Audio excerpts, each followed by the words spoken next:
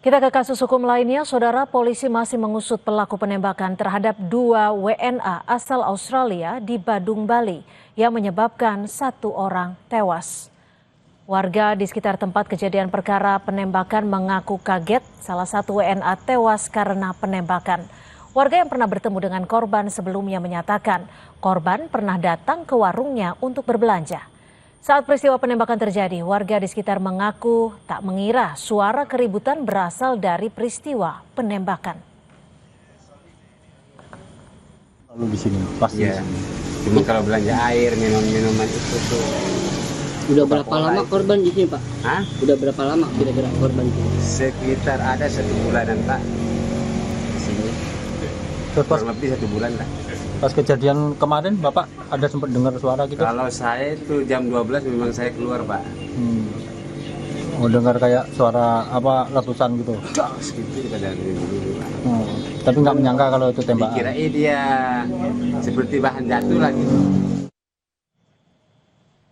Sebelumnya 2 warga negara asing asal Australia ditembak orang tak dikenal di dalam villa di kawasan Desa Munggu, Kecamatan Mengwi, Badung, Bali pada Sabtu dini hari.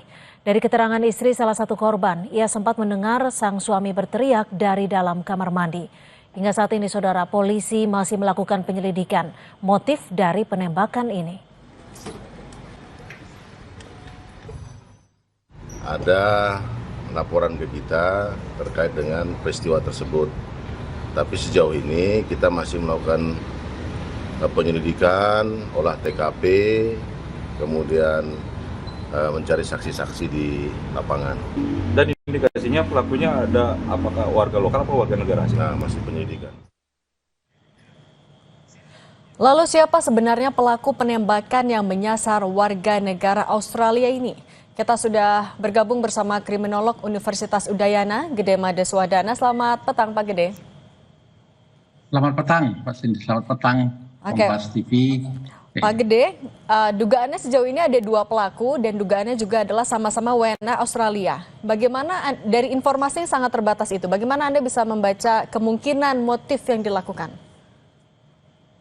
Ya, setelah saya membaca beberapa berita yang ada dan tadi penjelasan dari media yang telah disampaikan bahwa antara pelaku dan korban ini nampaknya sudah saling mengenal di antara keduanya, karena dilihat dari TKP-nya itu mereka berani masuk ke hotel dan menembakkan beberapa peluru. Artinya kalau orang tidak kenal tidak mungkin sembarangan bisa masuk ke situ. Pelaku bisa saja orang lokal, bisa juga orang lokal dalam artian WNI, bisa juga orang warga negara asing. Tapi saya mencermati dari peristiwa-peristiwa itu nampaknya ini ada dendam mungkin harus memang didalami kembali bahwa pelakunya bisa jadi orang asing yang sama-sama berasal dari negara Australia misalnya begitu.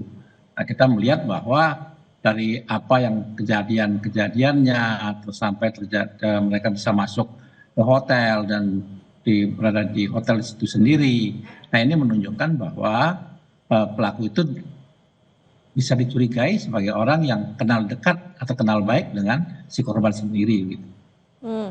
Pak, tapi mungkin bisa bantu gambarkan juga kepada kami, kalau lokasi villa di Desa Munggu, Badung, Bali termasuk lokasi rawankah sebenarnya untuk kriminal?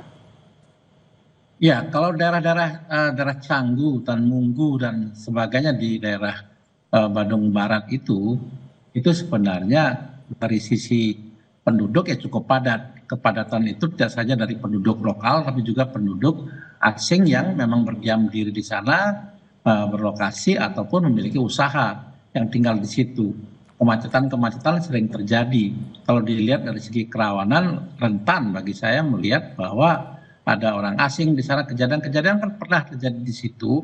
Tapi misalnya ada perkelahian, penembakan juga pernah terjadi, baik daerah Canggu maupun daerah Munggu.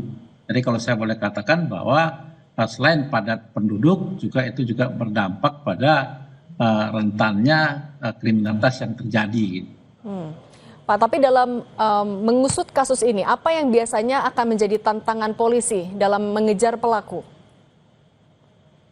Ya, kalau saja CCTV itu bisa bermakna atau bisa berfungsi dengan baik, pasti akan lebih mudah untuk melakukan. Tapi paling tidak di sana ada, saya baca beritanya ada pacarnya korban yang juga orang asing di situ, pasti itu sebagai petunjuk. Kalau dikatakan dari pihak penyidik, polisian Polda Bali ataupun Polres Badung, ya ini harus yang dipahami betul dan pelajari. Satu, apakah di sana ada CCTV. Yang kedua, informasi yang dapat diberikan bisa dicek mungkin melalui kerjasama internasional ya antara Indonesia dengan Australia. Korban ini bagaimana? Apakah dia pernah berseru dengan yang lain? Terus juga saksi yang menyaksikan di situ si pacarnya itu juga bisa menjadi petunjuk untuk lebih mengungkap kembali peristiwa-peristiwa yang terjadi di situ. Pak, kemudian juga ini apakah bisa, kan ini sudah menjadi sorotan kasusnya, apakah ini juga artinya harus menjadi evaluasi juga soal pengamanan di Bali, terutama di tempat-tempat yang juga dikunjungi turis, apalagi dekat juga dengan pemukiman lokal sebenarnya? Ya, memang ada dua institusi yang dalam hal ini bergerak ya, seharusnya dari Dirjen atau apa namanya imigrasi, dan entah itu Dirjen atau Kementerian Imigrasi yang sekarang dikenal dengan Imigrasi dan Pemasyarakatan, itu juga bergerak, artinya memonitor tentang orang-orang asing yang berada di situ. Nah, ketika terjadi suatu peristiwa kriminal, maka baru dari pihak polisian yang bergerak. Ini dua institusi ini harusnya ada kerjasama. Yang satu imigrasi yang bertindak selaku pemberi izin untuk masuk keluarnya orang asing, dan kalaupun terjadi peristiwa pidana baru kepolisian yang bertindak. Nah, itu yang sering sekali yang terjadi. Seharusnya kedua institusi ini bekerja sama dan berkoordinasi gitu. Oke, Pak Gede, dalam perkembangan terbaru, Polda juga terus melakukan penyelidikan kasus penembakan WNA Australia yang hingga tewas. Kabid Humas Polda Bali, Kombes Polisi Arya Sandi bilang saat ini penyidik telah memeriksa 7 orang saksi dan menduga pelaku penembakan ada 2 orang. Kita dengarkan dulu pernyataan ini, Pak Gede. Pelakunya siapa sampai saat ini kita masih mencari. Ada dugaan kita dilakukan oleh 2 pria, dugaan kita.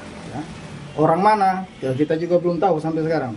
Namun ada dari keterangan dari CCTV kita mendengar suara percakapan seolah-olah yang bersangkutan itu menggunakan bahasa Inggris yang fasih. Ya, dari keterangan salah satu yang mendengar, oh ini bahasa Australia fasih gitu. Oke, Pak Gede, tapi adakah perbedaan penanganan ketika terduga pelakunya adalah WNI dan WNA ketika sedang pengusutan kasus, Pak Gede? Ya, sepanjang pengamatan saya dan saya pernah juga bekerja sama dengan, dalam artian bersama dengan Polda Bali, saya kira tidak ada perbedaan penanganan itu. Kalau penanganan orang asing ya selalu ada koordinasi. Kalau misalnya mereka orang asing, tentu kalau perlakuannya tidak jauh berbeda dengan perlakuan apa yang terjadi dalam peristiwa-peristiwa yang lainnya, terutama pelakunya dari WNI.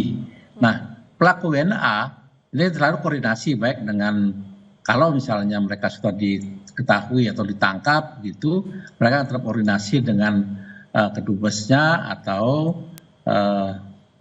konsulat yang ada di Bali. Dengan demikian untuk mengetahui ada warga negara dari negara manapun itu telah dilakukan penyelidikan ataupun penyidikan terhadap peristiwa-peristiwa ini. Apalagi peristiwa ini telah menghilangkan nyawa orang lain yang tentu akan sangat menjadi perhatian bagi kepolisian daerah Polda Bali gitu. Kalau melihat dari modusnya juga, Pak Gede, ini kan kemungkinan besar sudah direncanakan. Pasal-pasal yang bisa disangkakan kepada terduga pelaku apa saja, Pak? Tindak pidana ini apa saja? Ya, kalau peristiwanya yang terjadi ini sudah jelas, mereka berani masuk ke hotel dan membawa senjata dan melakukan penembakan. Yang pertama, tentu yang harus dipahami bahwa ada orang yang meninggal di situ, ada perencanaan di situ. Pasal-pasal yang tepat adalah pasal 340 Kitab Undang-Undang Hukum Pidana, Undang-Undang Nomor 1 Tahun 1996 atau paling tidak 338. Nah, karena itu ada korban lagi yang sekarat, ya mestinya ada 351 mungkin yang menyebabkan apa dia luka berat atau bagaimana. Selain daripada pasal-pasal KUHP, itu senjata tajam itu miliknya, saya ulang, itu senjata api itu milik siapa? pasti mereka tidak berwenang untuk melakukan atau membawa senjata itu bisa ke Undang-Undang Darurat 1 tahun 1951. Tadi bisa dijerat dengan 2 undang-undang itu sebenarnya, selain KUHP juga undang-undang tentang pemilikan senjata api. Oke. Pak Gede Madeswadana, kriminolog Universitas Udayana, terima kasih sudah berbagi bersama kami di Kompas Petang. Sehat selalu. Terima kasih. Saudara, informasi lainnya di Kompas Petang masih akan kami hadirkan selepas jeda, di antaranya Wakil Menteri Pemberdayaan Perempuan dan Perlindungan Anak PPPA Veronica Tan memastikan anak perempuan yang ditemukan terlantar di Pasar Kebayoran Lama